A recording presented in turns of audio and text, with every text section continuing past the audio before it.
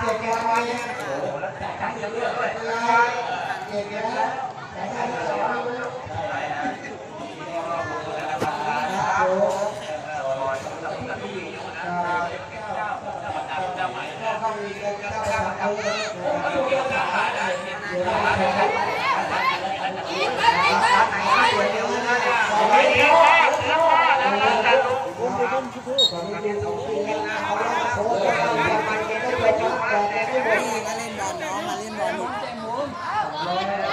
2-0ส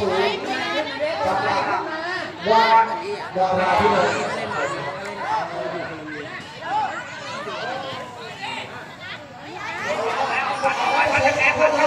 โอ้โห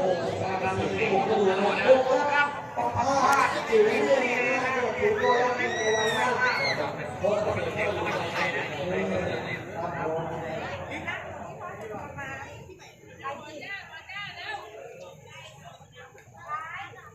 เข้าไปแล้วว่ายังไงครับแล้วว่ายังไง